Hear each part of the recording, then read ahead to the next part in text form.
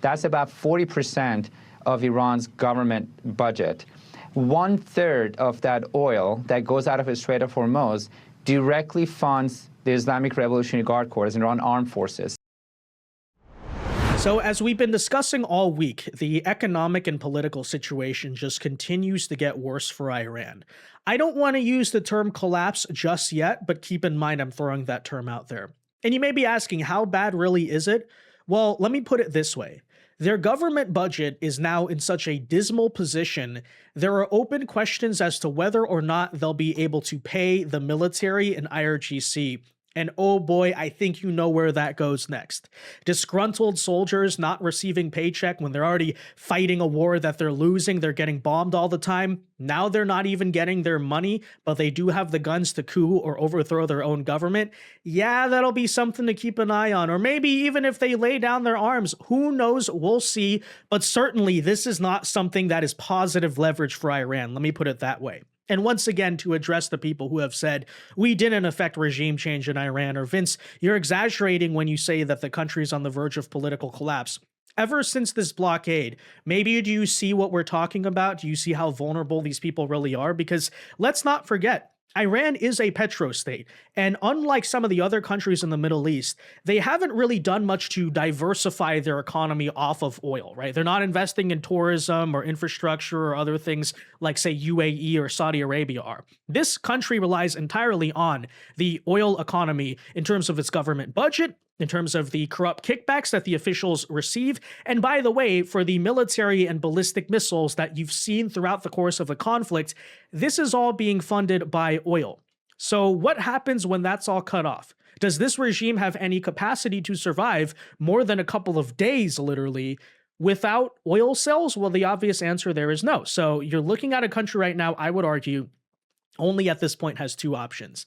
Either they give in to the United States and offer a favorable deal, or see what happens, right? See how happy your military is that they're not getting paid. See how happy your civilians are that they're not getting the government money invested back into the economy either, because you don't have a government budget anymore. And see, by the way, if a disgruntled military and IRGC are willing to actually defend your government against protesters this time around, if they're not getting any benefits for doing so. All something to keep an eye on, but this really is a powder keg waiting to explode. But ladies and gentlemen, the economic embarrassment really doesn't stop there for this country, because we also have to discuss the past actions in the Strait of Hormuz. As you know, right now, the US, we've well established, does control the strait, but Iran, as you may remember before, was trying to pretend as if they controlled it, right? They claimed they were charging tolls on oil tankers and all of this, and it was a big subject of international headlines. People used it as proof that America had lost the war. Well, it turns out that even before this blockade, as we sort of predicted, Iran's control over the strait was not actually real, because privately it appears that Iranian government officials are currently fuming over the fact that of the 8 oil tankers that they tried to have pay their toll to cross the strait, none of them have actually paid the money. That is right. They set up that whole toll system. Remember that for a couple weeks? You have to pay the tax to the IRGC in order to cross. Some of the ships said they would cross, never paid the money, and by the way, only after a couple of weeks, that whole system is over because the US basically just ended it by force. Folks, it's not looking good for them, because this is further proving, oh, not only do they not control the strait now, they never controlled it at all to begin with. And you think going forward there is any chance in the future that other countries are going to suddenly start paying Iranian tolls? That is a joke.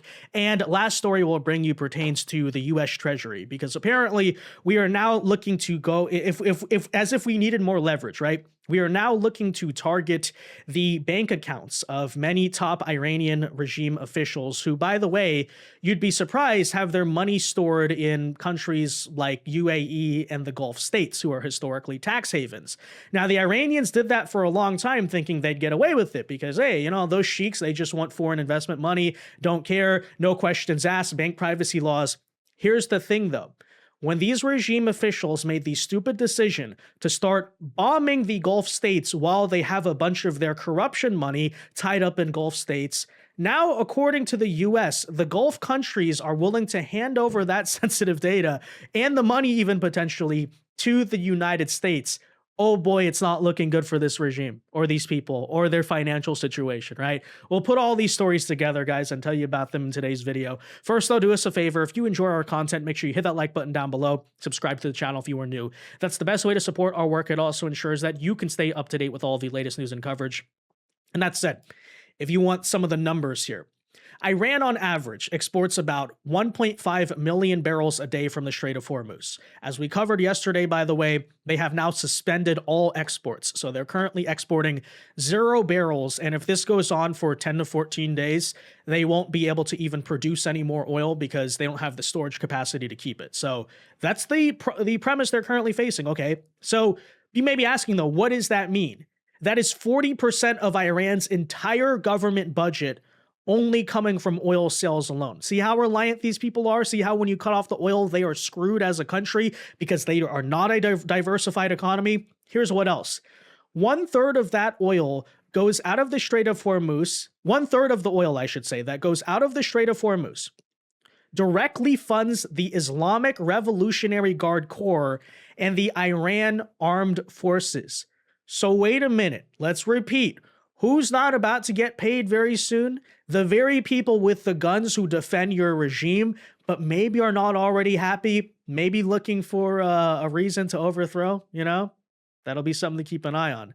Take a listen, though. A good question. I think it really depends on how effective the blockade is, which seems to be effective, seems to be actually working.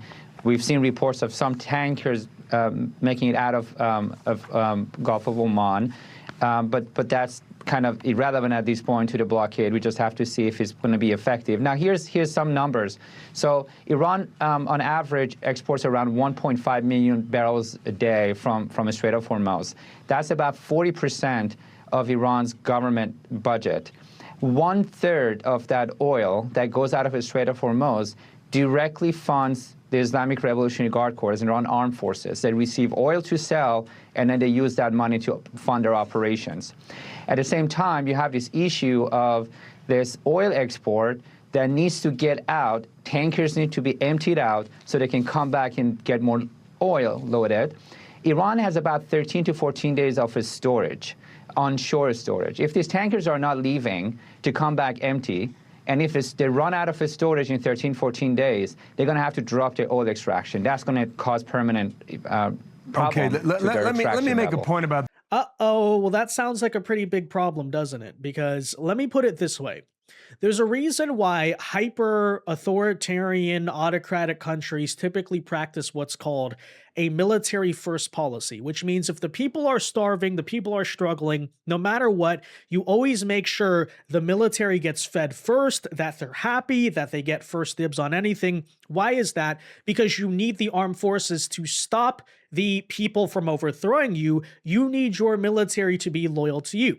For example, back in the 1990s in North Korea, when they were going through their massive famine, part of the military actually tried to overthrow Kim Jong-il, and ever since North Korea quashed that coup, but ever since has made sure to practice very closely that military-first policy. Which, by the way, is why much of the food aid that's supposed to feed their starving population still goes back to the military, because they understand the military has the guns, the military has to have the power, and we need the loyalty there bought off of the military. Which is to say, once again, that if their military funding was this heavily reliant on oil sales, not a good look, not a good position, and we'll keep an eye on that, right? So the best, as I've been saying, the best outcome for this, if you're the Iranian regime right now, is make a deal, and if that means caving, surrendering more, you have to do it, because you don't have many choices at this point, right? If you try to buy time, if you try to filibuster, if you try to run out the clock, like you historically did with Trump in the past, with Obama, this is normally the strategy, right? You don't have time right now. Okay, time is, for the first time ever, time is actually not on the side of Iran.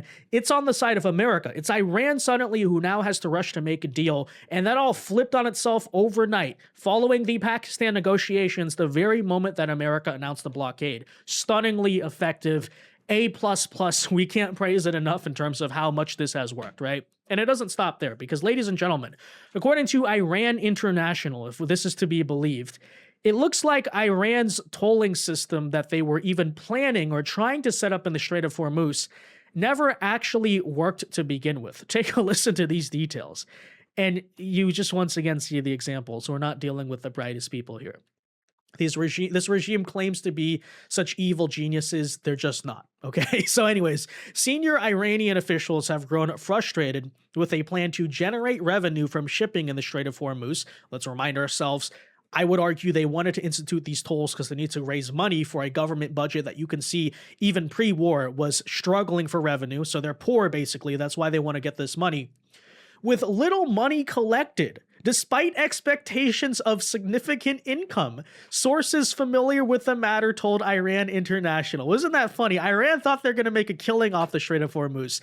And instead, it turns out that, first of all, the U.S. stopped that from happening. But even when you were doing it, there were barely oil tankers crossing. And by the way, the ones that were in the end ripped you off. They didn't even pay you. That's fantastic. So Iran moved early in the war to control traffic through the strait and charged tankers about $2 million for transit permits, setting up a committee led by Mohammad Baghdad Zoldaghdar, Secretary of the Supreme National Security Council. But the effort has produced limited results, with only about 60 permits issued, payment requests sent for just 8 shipments, and no funds have been collected so far, the sources said, citing weak management of the process. Oh, gee, you don't say so. In other words, they don't know what they're doing. Who knows, by the way, whether the corrupt officials who are managing this process, maybe they're just that inept, they don't even know how to collect money, or who knows, maybe they're just taking the money and people are basically just salvaging the scraps off of what they believe is a collapsing government. We have no idea, but everyone give a round of applause for Iran's competence. We're going to toll the Strait of Hormuz.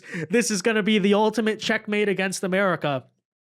So not only has America stopped that, you told the Strait, nobody even paid you. Nobody paid you. And what are you going to do? You're going to go collect the money? Those oil tankers are long gone now, let me tell you. So, just utter genius. But anyways, the outcome has triggered concern at the high levels of government, and within the office of Iran's supreme leader, they had added, discussions have taken place about removing Zoldaghdar from the role and shifting oversight to the president Pezeshkian, according to sources, although I think by now it may be too little too late. So that is the competence, that is the amazing situation we're dealing with. They thought, they literally said, we're going to raise significant revenue, guys. This is our economic lifeline. Oh, we got no money from it. Yeah, very smart. Okay. It's not looking good for Iran. It's over for Iran. What else can we say? And ladies and gentlemen, so that's what we told you thus far about the overall economic damage done to Iran, but it doesn't just stop there, right? You have the Iranian oil companies with a lot of political influence in the country. They're not happy right now about this blockade. You have the military, the people with the guns. They're not going to be happy if they don't get their paychecks. But of course, another question has to be, what about the paychecks of the autocrats themselves? What about the leadership of this regime? They may feel insulated, but let's not forget, not only do they also get a lot of kickbacks from the oil sales, and really what drives corrupt authoritarian regimes at the end of the day, it's not revolution, it's not ideology, it's money and power. Their money and power is being threatened, and it doesn't even stop. Because according to Treasury Secretary Scott Bessent, the U.S. now is partnering with Gulf allies, saying now they're much more willing to share the bank accounts of members of the Iranian regime, which is to say what? If Iran doesn't make a deal, we're also threatening here, we'll come for your money to the leaders of this government. And let me just say, they can claim to be these Muslim jihadis all they want. Deep down, not something they want to hear happen. And thanks to Iran's ineptitude in attacking the Gulf states, the Gulf countries no longer are neutral in this conflict. So they're now saying, we'd be willing to do that. Uh-oh. That's another. Notice how the uh-ohs keep on piling up here for Iran. Take a listen. Coffers and into the country. We are partnering with our Gulf allies who, having been fired upon for almost 40 days, are much more willing to share the bank accounts of members of the Iranian regime in their countries. We are reaching out to banks, including Chinese banks, to remind them of that any Iranian goods and the purchases thereof are forbidden, and that the dollars would be sanctioned. and that we will press for secondary sanctions if there's a problem. Yeah, so to those who constantly ask, how is America winning in this war? What leverage does America have? Or why can we even trust the Iranian negotiators? We can't. But the whole point is what? What have we been saying every single time? Follow the money. That's why I believe Iran might make a deal. Not because they want to, not because they're trustworthy people. They're not. All these people do is lie. However, you're now in a situation. Their economy needs it. Their civilians need it, because you already saw months before this all started, they were already protesting. How do you think they're going to feel? You thought the economy before was bad. What about the economy with no oil sales? That's a powder keg waiting to explode. I'm again going to say, if you think this time the Basij or the IRGC or the military are going to come help you out and crush the protesters, oh wait, but what if they're not getting paid? Who's to say they don't put their guns down, join the protesters, or just overthrow you on their own behalf? And then likewise, if you're the Iranian regime thinking that doesn't matter because we're the leaders, we're still in charge, we have the money. Oh, you don't even have that. Yeah, it's done. It's done for these people. So really, again, not looking good. Now we'll see what happens in negotiations, but I'm making a prediction I really haven't thus far until now, which is I think now Iran's going to come and make a deal and make a favorable deal to that at that. You've heard a total change in rhetoric. You've seen it's very telling how they haven't resisted the blockade. You know, basically thus far, they still thought we were kind of messing with them. Even as we're bombing so many targets in their country and causing all this military devastation, notice they don't care about that stuff, right? They don't care about the lives of their soldiers or the civilians or people suffering through war. No. They care about the money. But of course, the entire time, Iran arguably might have had the economic leverage on us because guess what? Their people are still getting paid. They were still selling the oil. But because they were choking the Strait of Hormuz and trying to toll it and basically causing a stoppage of traffic, it was Americans who were paying higher gas prices and paying the cost. So Iran's calculation was maybe we can just make the domestic situation or the politics too bad for Trump to keep this going. And then, oh, wait a minute. Now that is totally flipped. Trump is saying to Iran, oh, let's make your domestic economy and your politics too bad to keep on going with this. And that's exactly what has happened. So, you know, part of me hopes Iran kind of just makes a deal and gets this over with. At the same time, I don't know. I almost hope Iran tries us, right? Like, see how bad it gets for the regime here, because, you know, they're kind of asking to be overthrown at this point if you read through the lines. But, you know, I feel like they're going to be smart and act in self-preservation at the end of the day. But let's see if they really want to martyr themselves, if they really want to be jihadis, we could see some really interesting and historic developments in Iran. Let me just put it that way, because this is not a good situation for them. But anyways, guys, that said, let me know your thoughts. Be sure to leave a like on this video, subscribe to the channel if you are new, and until next time, God bless and peace.